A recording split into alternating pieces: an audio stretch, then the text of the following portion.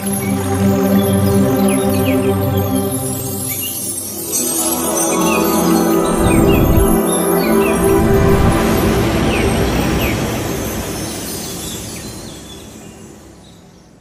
శ్రీ గురుభ్యో నమః. బ్రహ్మర్షి పితామహ పత్రిజీ సమస్త గురుమండలానికి, మొత్తం ఈ ధ్యాన గురువులందరికీ, ఈ జూమ్స్ మన మహావతార్ ఫౌండేషన్ వ్యవస్థాపకులైన రంగనాథ్ సార్కి, అలాగే లలిత మేడం గారికి, ఇందులో ఉన్న ఆల్ మాస్టర్స్ అందరికీ కూడా నా నమస్కారం తెలియజేసుకుంటూ ఆత్మ ప్రణామాలండి. అయితే ఈరోజు మైక్రో ఓవెన్ మరియు నాన్ స్టిక్ పాత్రల గురించి తెలుసుకుంటామండి ఈ సెషన్లో. అయితే ఈ నాన్ స్టిక్ ఓవెన్ పాత్రలు ఎక్కడి నుంచి వచ్చాయి, ఎలా వచ్చాయి, ఎందుకు యూజ్ చేయాలి, మనం ఎందుకు యూజ్ చేయాలి, వీటి గురించి తెలుసుకుంటామండి. అయితే మైక్రో ఓవెన్ అంటే మనకి మనం ఫ్రిడ్జ్లో రకరకాల ఆహార పదార్థాలన్నీ, మ్, మనం తినగా మిగిలిపోయిన ఆహార పదార్థాలన్నీ కూడా ఫ్రిడ్జ్లో పెట్టేసుకుని మళ్ళీ ఓవెన్లో పెట్టుకొని వేడి చేసుకొని ఇలా తినడం జరుగుతూ ఉంటుంది. అలాగే నాన్ స్టిక్ పాత్రలు వచ్చి మనం తవ్వాస్ కానీ అవి దోశలు వేసుకోవడానికి, ఇడ్లీల పాత్రలుగా వాడుతూ ఉంటారు కదండి. అయితే ఇవి మంచివా కాదా, ఏమైనా విషపూరితమా అంటే, ఇవి అసలు ఇవి ఎక్కడి నుంచి వచ్చాయి నాన్ స్టిక్ ఓవెన్ పాత్రలు అంటే, మనకి ఇతర దేశాలు, అదర్ కంట్రీస్లో, పాశ్చాత్య దేశాల్లో వీటిని యూజ్ చేయడం జరిగింది. అసలు ఇవి మన దేశానికి సంబంధించినవి కాదు. మనమైతే పాతకాలంలో ఏం వాడేవారు అండి, మట్టి పాత్రలు, ఇలాంటి పాత్రలు మాత్రమే, స్టీల్ పాత్రలు మాత్రం వాడుకునేవారు. అయితే ఇప్పుడు మాత్రం వెస్ట్రన్ కల్చర్ అలవాటు చేసుకున్నారు కాబట్టి అక్కడి నుంచి మనం మళ్ళీ దిగుమతి చేసుకుని వాడడం జరుగుతూ ఉంటుంది. అయితే అక్కడ ఎందుకు ఫారినర్స్ పాశ్చాత్య దేశాల్లో ఇవి వాడుతూ ఉంటారంటే, అక్కడ శీతల ప్రదేశం, కోల్డ్ కంట్రీస్ కాబట్టి వాళ్ళు చల్లని వాతావరణంలో అస్తమాటికి స్టవ్ వెలిగించుకొని వాళ్ళు మాటిమాటికి వేడి చేసుకొని ఫుడ్ని తీసుకోవడం జరుగుతుంది. కాబట్టి అక్కడ వాళ్ళు ఇది కష్టం కాబట్టి వాళ్ళు అలాగా మైక్రోవెన్స్, నాన్ స్టిక్స్ యూజ్ చేసుకుని మైక్రోవెన్స్లో వేడి చేసుకుని వాళ్ళు ఫుడ్ తీసుకుంటూ ఉంటారండి. అయితే ఇక్కడ మనకి మాత్రం ఆ మైక్రోవేవ్స్ చేసిన ఫుడ్స్ అయితే, అంటే ఎప్పటికప్పుడు ఫ్రెష్గా వండుకోవడం, తినడం, ఫ్రిడ్జ్లో వాడకూడదు అంటే. మనం ఇప్పుడు అన్నీ కూడా రోబోటిక్ యుగంలోకి వెళ్ళిపోయాం కదండి. అన్నీ కూడా చిటికలో పనులు అయిపోయే పనులన్నీ వచ్చాయి. ఇప్పుడు మనకి ఒక ప్రోగ్రామింగ్ ఇస్తూ ఉంటే, డిష్ వాషర్ కూడా చూడండి, దానికి మొత్తం అన్ని ప్రోగ్రామింగ్ 30-40 మినిట్స్లో అది మనకి క్లీన్ చేసి ఇస్తూ ఉంటుంది. శారీరక శ్రమ లేదు. అలాగే వాషింగ్ మిషన్లో కూడా ప్రోగ్రామింగ్ సెట్ చేస్తుంటే వైఫై ద్వారా కనెక్ట్ అయ్యి అది మనకి మొత్తం అంతా పిండేసి ఇచ్చేస్తుంది. అలా రోబోస్ కూడా ఇప్పుడు కొన్ని టెక్నాలజీస్ అయితే ఇళ్లలో రోబోస్ కూడా వాళ్ళని పెట్టుకుంటున్నారండి. రోబోస్ ఏంటి, మనకి టీ కావాల్సి ఏది కావాల్సి అది కూడా తెచ్చిచ్చేంత టెక్నాలజీ కూడా వచ్చేసిందండి. అయితే అయితే ఈ సాంకేతికని మనం ఎంతవరకు యూజ్ చేసుకోవాలో అంతవరకే యూజ్ చేసుకోవాలి. కానీ దీన్ని మనం ఎక్కువగా యూజ్ చేసుకోవడం వల్ల కూడా ప్రమాదాలు, మనకి హెల్త్ కూడా చూడండి. శారీరక శ్రమ చేయకపోతే మనకి ఇప్పుడు ఇల్లు తుడిచడానికి కూడా దానికి సెట్ చేస్తుంటేనండి అవి క్లీన్ చేసేస్తున్నాయి. మళ్ళీ వాక్యూమ్ క్లీనర్స్ వచ్చినాయి, ఇంత టెక్నాలజీ యూజ్ చేస్తున్నారు. అలాగే మైక్రోవేవ్స్తోనే మనం ఫుడ్ని వేడి చేసుకోవడం, దాంతో ఫుడ్ వేడి చేయడం వల్ల ఫుడ్తో పాటు మిక్స్ అయ్యే వేవ్స్ అయితే ఏమైతే కెమికల్స్ ఉంటాయో రియాక్షన్స్ జరిగి క్యాన్సర్కి జరగడం, అలాగే ప్రీమెచ్యూర్డ్ బేబీస్ పుట్టడం, తర్వాత హెల్త్ అంతా పాడైపోవడం, డైజెషన్ ప్రాబ్లమ్స్, ఇవన్నీ కూడా హెల్త్ అంతా కూడా క్యాన్సర్కి దారితీస్తూ ఉంటాయండి. కాబట్టి మనకి పూర్వకాలంలో ఎక్కువగా శారీరక శ్రమ చేసేవారు కాబట్టి, అలాగే మనం కూడా ఆమ్, ఇది ఎంతవరకు యూజ్ చేసుకోవాలో అంతవరకు యూజ్ చేసుకోవడం చాలా ఆరోగ్యానికి మంచిదండి. అలాగే ఈ మైక్రోవేవ్స్, నాన్ స్టిక్ ఫుడ్ వాడడం వల్ల వచ్చే ఫుడ్ ఏదైతే ఉందో అది అందులో కరిగి మనకి హెల్త్ని పాడు చేస్తూ ఉంటాయి. మరి ఏం చేయాలి, ఎలాగ వేడి చేసుకోవాలి అంటే, పూర్వ పద్ధతుల్లో ఆహారం వేడి చేయాలంటే ఒక వేడి నీరు తీసుకొని దాంట్లో వేడి చేసుకోవాలి ఆహారాన్ని ఇంకొక పాత్రలో తీసుకొని, అంటే ఆహారాన్ని వేడి చేయాలంటే ఒక బౌల్ తీసుకుని దాంట్లో వేడి నీరు వేసి వేడి చేసి అందులో ఈ ఆహార పాత్ర ఉంచితే వేడయి దీన్ని డబుల్ బాయిలింగ్ అంటారండి. అయితే నాన్ స్టిక్ పాత్రలు వాడడం వల్ల ఏమిటి నష్టము? దీనికి ఏంటి అంటే దీనికి ఎలా అయినా సరే ప్రమాదకరంగానే సంభవిస్తూ ఉంటాయండి. అయితే దీనికి కోటింగ్ ఇస్తారు. టెఫ్లాన్ కోటింగ్ కదా అంటారు.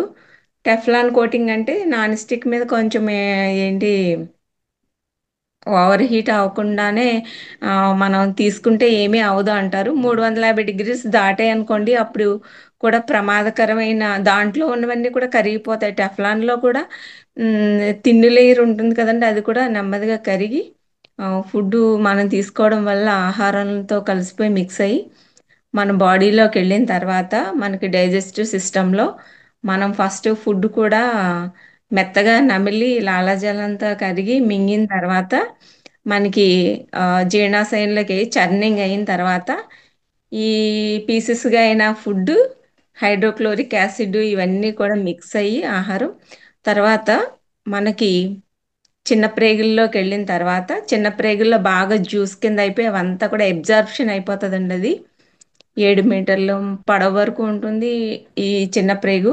దాంట్లో ఇది జ్యూస్ అంతా బాగా మిక్స్ అయిన జ్యూస్ అంతా ఫుడ్ ఇది పేగు గోడలు పీల్చుకొని మనకి ఫుడ్ ఆహారం రక్తంలో కలిసి మనకి శక్తిని అది ఇస్తుంది. కానీ ఈ మైక్రోవేవ్స్ వీటితో తీసుకున్న నాన్ స్టిక్ ఈ పాత్రల ద్వారా తీసుకున్నవి ఇడ్లీలు కానీ దోశలు వేసుకునే తవ్వాస్ కానీ ఇలాంటివన్నీ యూజ్ చేయడం వల్ల మనకి ఈ కోటింగ్ ద్వారా కరిగిపోయిన ఆహార పదార్థాలు ఏవైతే ఉన్నాయో జీర్ణం కాకుండా మనకి అక్కడ ప్రాబ్లమ్స్ రేస్ చేస్తాయి. కాబట్టి ఇవి ఇలాంటివి తీసుకోకపోవడం ఉత్తమం అండి.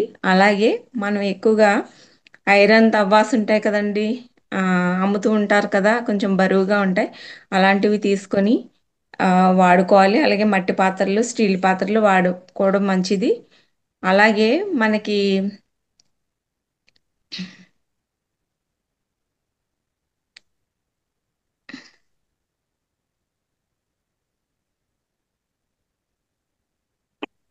కాలేయంలో కూడా బయల్ జ్యూస్ అనేది ఆ, ప్రొడ్యూస్ అవుతుంటుంది కదండి. కాలేయము బయల్ జ్యూస్ని రిలీజ్ చేస్తుంది. ఉమ్, అది ఏమవుతుందంటే రేడియేటర్ లాగా మనకి కార్లో హీట్ ఇంజిన్ ఎలా అవుతుందో అది కూల్ చేస్తుంది. కాబట్టి అలాగా కూడా కాలేయ వ్యాధులు రాకుండా కూడా మనం నివారించుకోవచ్చు.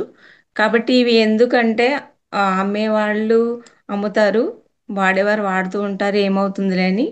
కానీ మనం దాన్ని జాగ్రత్తగా యూజ్ దాన్ని జాగ్రత్తగా ఎంతవరకు వాడాలో అంతవరకే వాడుకోవాలి.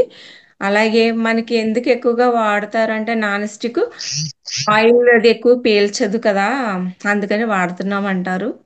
కానీ అది కెమికల్స్ వల్ల మనకి హాని జరుగుతుంది కాబట్టి వాడకపోవడం మంచిదండి. అది అని ఈరోజు సార్ వాళ్ళ ముద్ర అవి చాలా బాగా చెప్పారు సార్. అలాగే రవీంద్ర సార్ చెప్పినవి డైలీ లైఫ్లో యూజెస్ ఏవంతా దంత దావనం కానించి మొత్తం అవన్నీ బాగా చెప్పారు. సారు ప్రకాశం గారు కదా సార్, ఆయన కూడా చాలా అసలు చాలా ఎక్సలెంట్గా ఈరోజు క్లాస్ విన్నందుకు చాలా మంచి జ్ఞానాన్ని ఇచ్చారండి. నాకు నాకు ఈ అవకాశం ఇచ్చినందుకు మీ అందరికీ కూడా ధన్యవాదాలు తెలియజేసుకుంటున్నాను. Thank you very much. Thank you. Thank you very much madam. చాలా ఏదైతే ఇప్పుడు అంటే ఫ్యాన్సీగా వాడుతున్నారో వాళ్ళందరికీ మీరు ఒక లెసన్ ఇచ్చారు. అది వాళ్ళ ఆరోగ్యానికి ఇన్ఫర్మేషన్ ఉంటే దాన్ని వాళ్ళు పాటిస్తే చాలా మంచిది. Thank you sir.